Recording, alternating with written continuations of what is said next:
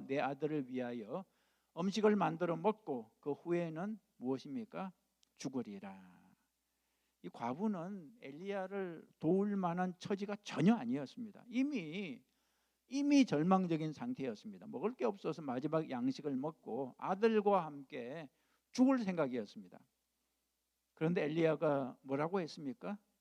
엘리야가 그에게 이르되 두려워하지 말고 가서 내 말대로 하려니와 먼저 그것으로 나를 위하여 작은 떡 한 개를 만들어 내게로 가져오고 그 후에 너와 내 아들을 위하여 만들라 그랬습니다.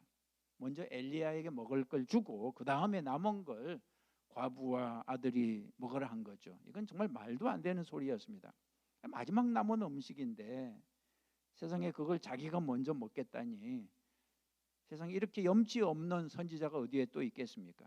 그러면서 엘리야가 하나님의 말씀을 전해 주었습니다. 이렇게 말했어요. 이스라엘의 하나님 여호와의 말씀이 나 여호와가 비를 지면에 내리는 날까지 그 통에 가루가 떨어지지 아니하고 그 병에 기름이 없어지지 아니하리라.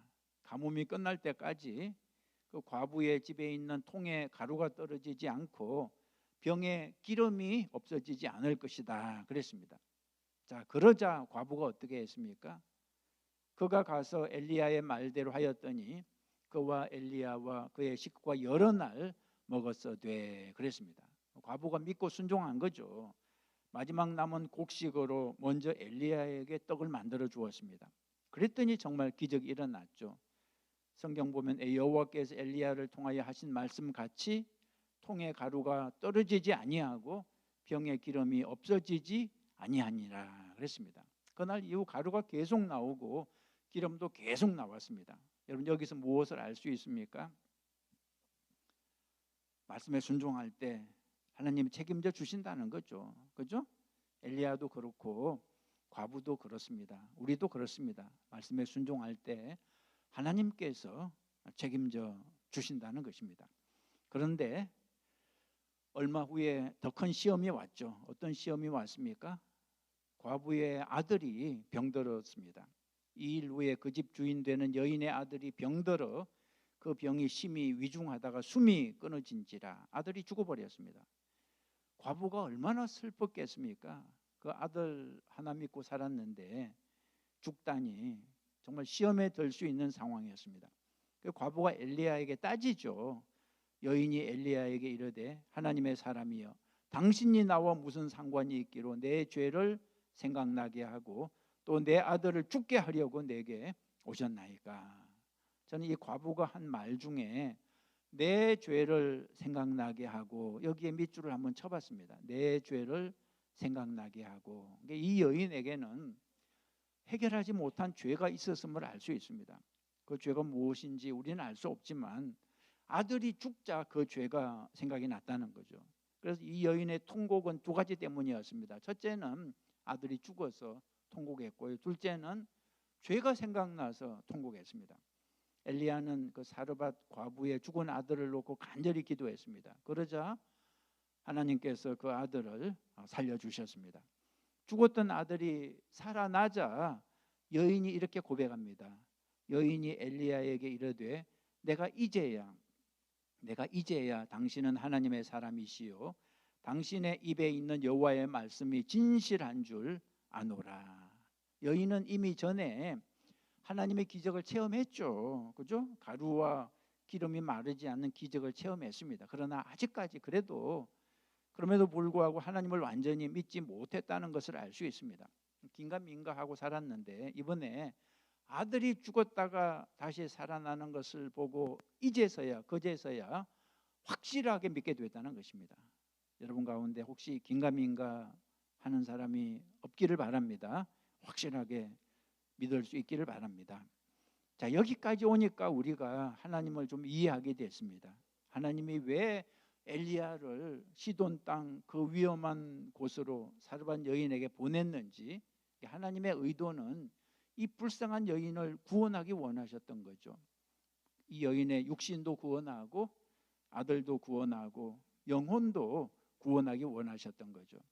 하나님이 하시는 일은 참 우리가 이해하기 어렵습니다. 불가능합니다. 한 치 앞도 내다보지 못하는 우리 인간이 천년 후를 내다보시는 하나님을 어떻게 다 이해할 수 있겠습니까? 불가능합니다. 여러분, 이해할 수 없을 때는 어떻게 해야 되나요? 이해할 수 없을 때는 어떻게 해야 되나요?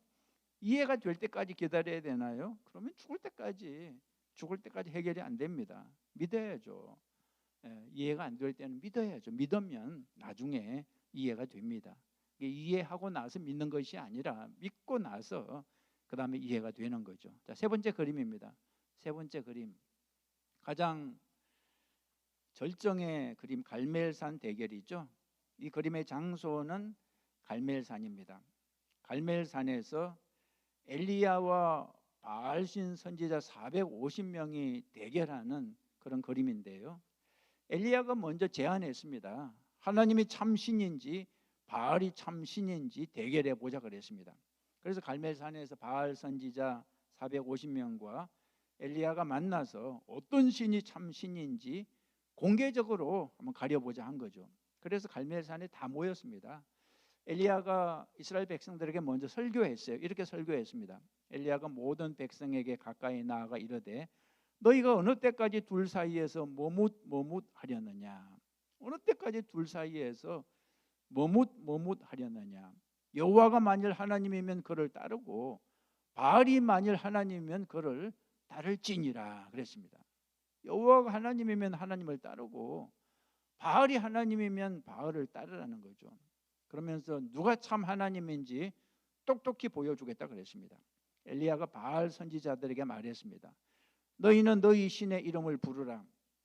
나는 여호와의 이름을 부르리니 이에 불로 응답하는 신 그가 하나님이니라 그랬습니다.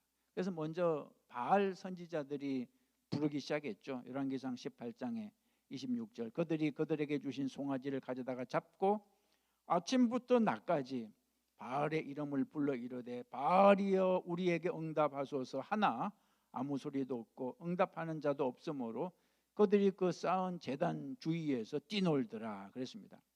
아침부터 낮까지 계속 불렀습니다. 바알 신을 아무리 불러도 응답이 없었습니다. 그래서 엘리야가 막 조롱했죠. 뭐라고 조롱했습니까? 정오에 이르러는 엘리야가 그들을 조롱하여 이르되 큰 소리로 부르라. 좀 크게 불러라. 그는 신인적 묵상하고 있는지 혹은 잠깐 나갔는지 혹은 길을 행하는지 혹은 잠이 들어서 깨워야 할 것인지 하며 엘리야가 막 조롱했습니다. 더 크게 불러보라고. 바알이 묵상 중인가 보다, 뭐 화장실 갔나 보다, 잠자나 보다 막 조롱했습니다. 그러니까 바알 선지자들이 더 열이 나서 더 열심히 불렀습니다. 나중에는 막 칼로 막 자해를 하면서까지 자기 몸을 찌르면서 저녁 때까지 계속 불렀는데 뭐 감감무소식이죠. 아무 응답이 없었습니다. 왜 그랬을까요? 바알은 가짜니까, 그죠? 바알은 살아있는 신이 아닙니다. 사람이 만들어낸 우상이었습니다. 자, 이제 엘리야 차례가 됐습니다.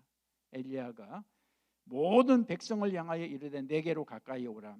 백성이 다 그에게 가까이 가매 그가 무너진 여호와의 제단을 수축하되 엘리야는 먼저 제단을 다시 쌓았습니다. 돌 12개로 제단을 쌓았습니다. 이스라엘 12지파를 상징하는 거죠. 그리고 제단 주위에 도랑도 팠습니다. 그리고 나무와 송아지를 놓았습니다. 그런데 엘리야가 참 이상한 일을 했어요. 제단에다가 막 물을 쏟아 부었습니다. 한 번이 아니라 3번이나 부었습니다. 그 제단이 물에 흠뻑 젖었습니다. 이것은 무엇을 의미하냐 그러면 불이 붙기 어렵게 만든 것입니다. 불이 붙기 어렵게. 왜 그랬을까요? 하나님의 능력을 분명히 보여주려고 했던 거죠. 그리고 엘리야가 기도했습니다. 여호와여 내게 응답하옵소서. 내게 응답하옵소서. 이 백성에게 주 여호와는 하나님이신 것과 주는 그들의 마음을 되돌이키심을 알게 하옵소서. 엘리야의 기도는 짧았습니다. 뭐 바알 선지자들처럼 오래 하지 않았습니다. 또 자기 몸을 뭐 상하게 하지도 않았고요. 그냥 담담하게 기도했습니다. 그랬더니 어떻게 됐습니까? 여호와의 불이 내려서 번제물과 나무와 돌과 흙을 태우고 또 도랑에 물을 핥은지라 그랬습니다. 하나님의 불이 내려와서 그 번제물만 태운 것이 아니라 나무와 돌, 흙 다 타버렸습니다. 도랑의 물까지 다 말라버렸습니다. 얼마나 불길이 강했으면 완전히 태워버린 거죠. 그러자 백성들이 어떻게 반응했습니까? 자기 눈으로 다 봤죠. 그리고 모든 백성이 보고 엎드려 말하되 여호와 그는 하나님이시로다. 여호와 그는 하나님이시로다. 백성들이 납작하게 엎드려서 고백했습니다. 여호와가 하나님이시라고 두 번이나 반복했죠. 그러자 엘리야가 명령했습니다. 바알 선지자들을 다 죽이라고. 그래서 바알 선지자 450명을 그 자리에서 다 죽였습니다. 그런 다음에 엘리야는 또 이제 갈멜산 꼭대기로 올라가서 비를 달라고 기도했습니다. 비를 달라고.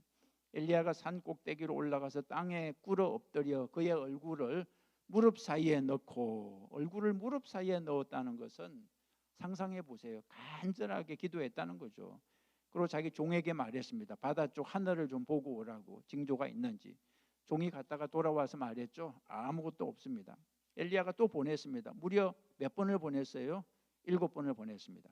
우리는 여기서 기도의 자세를 배울 수 있습니다. 여러분, 기도는 언제까지 하는 것입니까? 7번은 하나님의 숫자입니다. 응답하실 때까지. 그러니까 기도는 포기하지 않는 겁니다. 엘리야 같이 위대한 선지자도 계속해서 7번까지 기도했다는 거죠. 응답하실 때까지. 그러자 마침내 응답하시죠. 7번째 이르러 그가 말하되, 종이 말하되 바다에서 사람의 손만한 작은 구름이 일어나나이다. 드디어 구름이 보였는데 이 손바닥만한 작은 구름이었습니다. 엘리야가 믿음으로 말하죠. 이제 큰 비가 올 것이라고. 그러자 그대로 됐습니다. 조금 후에 구름과 바람이 일어나서 하늘이 캄캄하여지며 큰 비가 내리는지라. 엘리야가 기도한 대로, 엘리야가 말한 대로 큰 비가 왔습니다. 3년 만에 비가 온 거죠. 하나님의 약속을 지키신 거죠. 엘리야는 이날 정말 일생 최고의 엄청난 승리를 경험했습니다. 450명의 바알 선지자를 이겼죠. 백성들이 하나님께 다 돌아왔죠. 그리고 비도 내렸죠. 완벽한 승리였습니다. 황홀한 날이었습니다. 그런데 이제 새로운 위기가 또 찾아왔습니다. 자, 네 번째 그림 보죠. 이 그림은 엘리야가 로뎀나무 아래에서 죽기를 원한다고 기도하는 장면입니다. 엘리야가 왜 이렇게 됐습니까? 갈멜산에서 450명 바알 선지자들을 죽인 일 때문이었습니다. 그 일로 인해서 이세벨이 분노했습니다. 이세벨이 엘리야를 내일까지 반드시 죽이겠다고 맹세했습니다. 여러분, 이세벨 왕비는 무서운 사람이죠. 말로만 겁주는 사람이 아니었습니다. 지금까지 수많은 선지자들을 실제로 죽인 사람이죠. 이세벨이 협박하자 엘리야가 어떻게 했습니까? 열왕기상 19장 3절에 일어나 자기의 생명을 위해 도망하여 그랬습니다. 엘리야가 도망쳤습니다. 이상하죠? 아니 450명을 이긴 위대한 선지자가 그 위협에 겁먹고 도망치다니 왜 그랬을까? 엘리야가 지쳤기 때문입니다. 탈진 상태. 여러분, 사람이 지쳤을 때는 그 작은 돌멩이 하나에도 쓰러질 수 있습니다. 그렇죠? 그래서 이 탈진을 피해야 돼요. 특히 목회도 그렇고 여러분 봉사도 그렇고 지칠 때까지, 탈진할 때까지 하면 안 됩니다. 그러면 어떤 사람의 정말 눈빛 하나에 그냥 쓰러지고 아무렇지도 않은 별거 아닌 작은 돌멩이 하나 때문에 포기할 수 있는 거죠. 엘리야가 그랬습니다. 광야로 도피했습니다. 그리고 로뎀나무 아래에 쓰러져서 이렇게 기도하죠. 광야로 들어가 하루길쯤 가서 한 로뎀나무 아래에 앉아서 자기가 죽기를 원하여 이르되 여호와여 넉넉하오니 지금 내 생명을 거두시옵소서. 나는 내 조상들보다 낫지 못하니이다. 엘리야가 절망했습니다. 절망. 얼마 전까지 위대한 승리를 거두었던 선지자가 이제는 죽기를 원한다 그랬습니다. 죽기를 원한다고. 여러분, 이것이 인간입니다. 인간은 한순간 높이 올라갔다가 다음 순간 깊이 떨어지는 거죠. 자, 이때 하나님이 엘리야를 도우십니다. 그가 로뎀나무 아래에 누워 자더니 천사가 그를 어루만지며 그에게 이르되 일어나서 먹어라. 지쳐 쓰러진 엘리야에게 하나님이 천사를 보내주셨습니다. 엘리야를 어루만져 주시고 일어나 먹어라 말씀하셨습니다. 본적 머리맡에 숯불에 구운 떡과 한 병 물이 있더라. 이에 먹고 마시고 다시 누웠더니 음식이 준비되어 있었죠. 떡과 물이 있었습니다. 엘리야가 먹고 다시 잤습니다. 그 다음에 천사가 또 왔어요. 여호와의 천사가 또 다시 와서 어루만지며 이르되 일어나 먹어라. 내가 갈 길을 다 가지 못할까 하노라. 천사가 말하길 먹고 마시라. 힘내라. 네가 할 일이 있다. 이렇게 말한 거죠. 이에 일어나 먹고 마시고 그 음식물의 힘을 의지하여 40주야를 가서 하나님의 산 호렙에 이르니라 그랬습니다. 엘리야가 일어나 먹고 마시고 힘을 내서 40일을 걸어서 호렙산까지 갔습니다. 여러분, 호렙산 익숙한 산이죠. 호렙산. 호렙산은 누가 생각이 나세요? 모세가 애굽의 왕자로 있다가 살인자가 돼서 미디안 광야로 도망가잖아요. 그래서 40년 양치기 생활을 한 후에 호렙산에서 불타는 떨기나무를 보면서 출애굽의 그 사명을 받았죠. 그리고 또 호렙산은 이스라엘 백성들이 애굽을 떠나 시내산에서 한 1년 정도 머물 때 모세가 올라가서 십계명을 받은 곳입니다. 호렙산, 시내산 같은 곳입니다. 하나님이 엘리야에게 질문합니다. 여호와의 말씀이 그에게 임하여 이르시되 엘리야야 내가 어찌하여 여기 있느냐. 그래서 엘리야가 이렇게 대답해요. 내가 만군의 하나님 여호와께 매우 열심히 있사온즉 이스라엘 자손이 주의 언약을 버리고 주의 제단을 헐며 칼로 주의 선지자들을 죽였사오니 오직 나만 남았거늘 그들이 내 생명을 찾아 빼앗으려 하나이다. 엘리야가 하소연했습니다. 자기는 정말 열심히 했다고. 그런데 다 죽고 나만 남았다고, 소망이 없다고, 완전히 절망과 외로움에 빠져 있었습니다. 이때 하나님이 말씀하세요. 하나님이 어떻게 하시냐 그러면 첫째는 사명을 주십니다. 사명을 주셔요. 네가 할 일이 있다. 보세요. 열왕기상 19장 15절에 여호와께서 그에게 이르시되 너는 내 길을 돌이켜 광야를 통하여 다메섹으로 가서 이르거든 하사엘에게 기름을 부어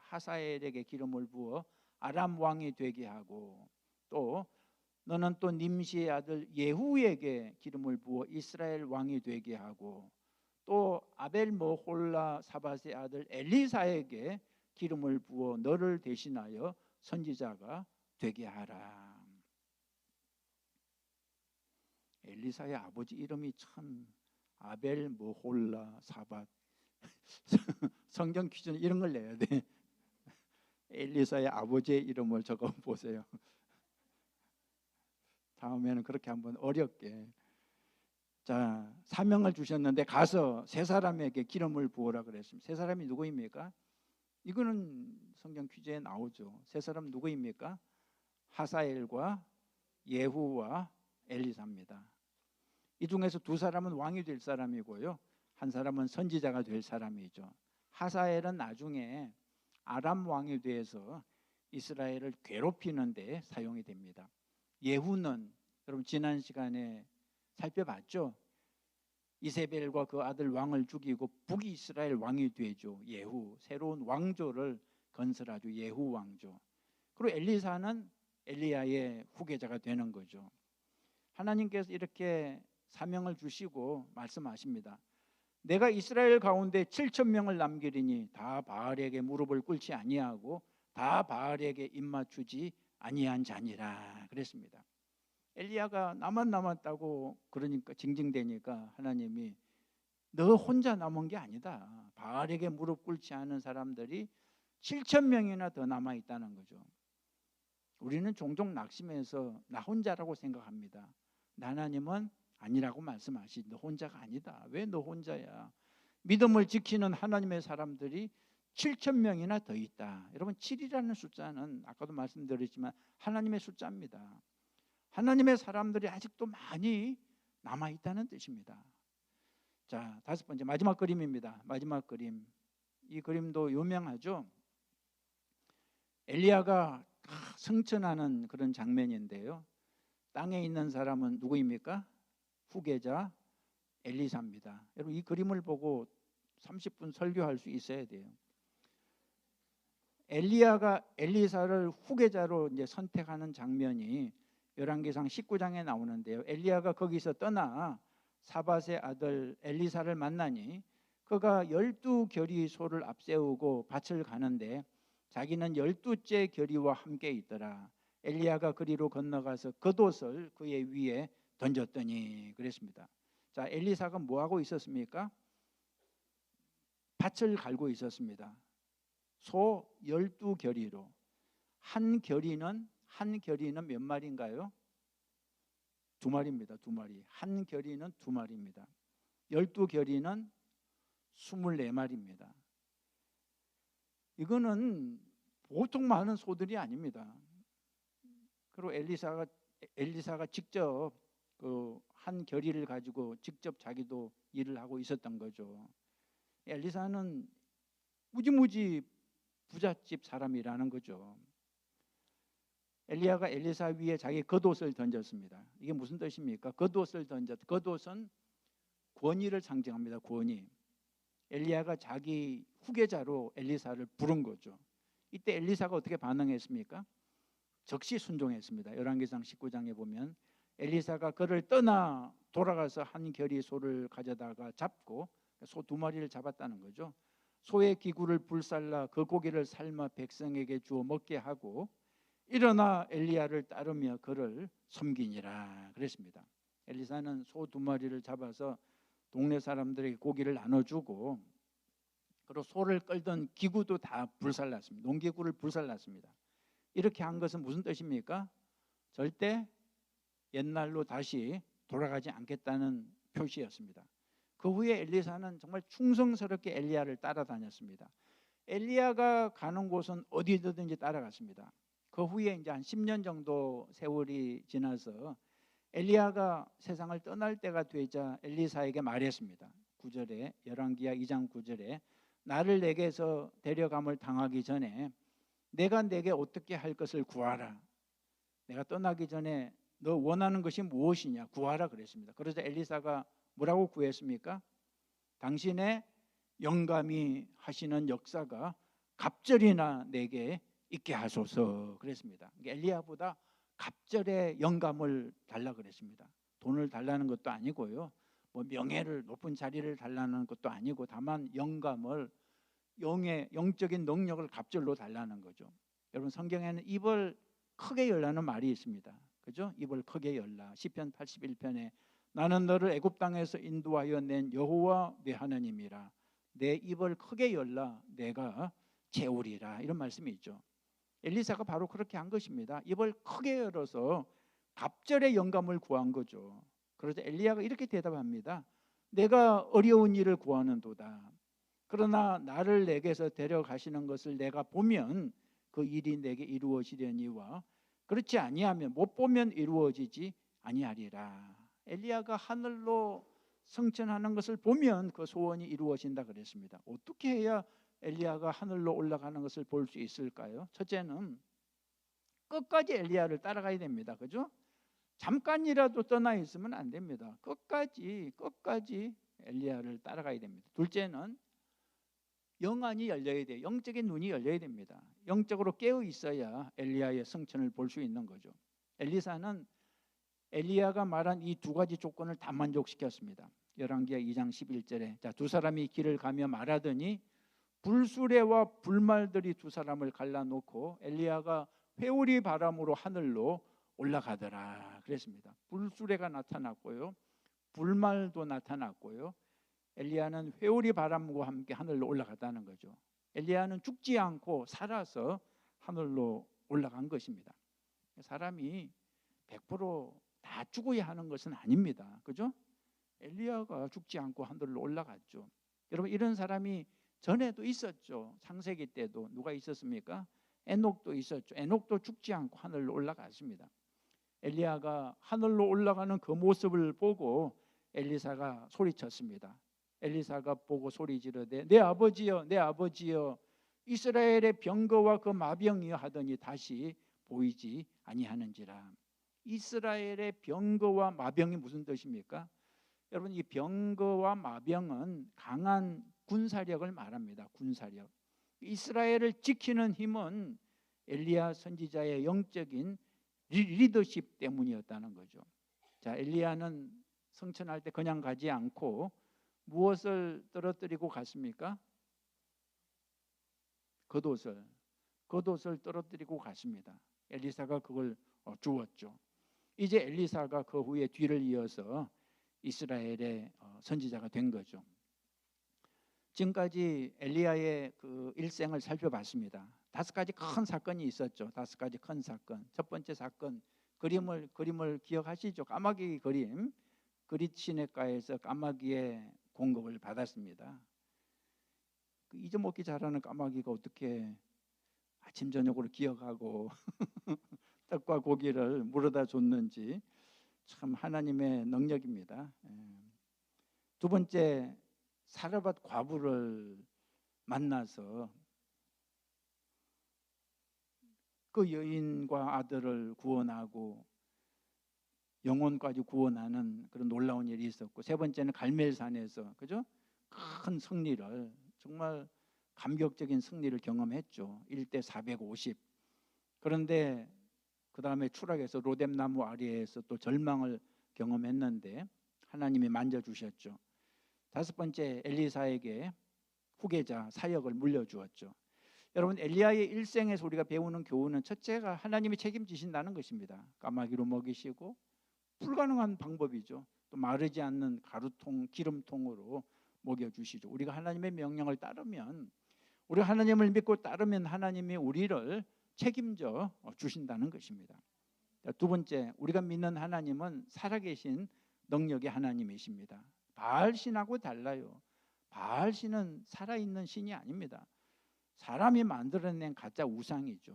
하나님은 살아서 불로 응답하시고 비도 내리시고 죽은 아이도 살리시고 불가능이 없는 분이시죠.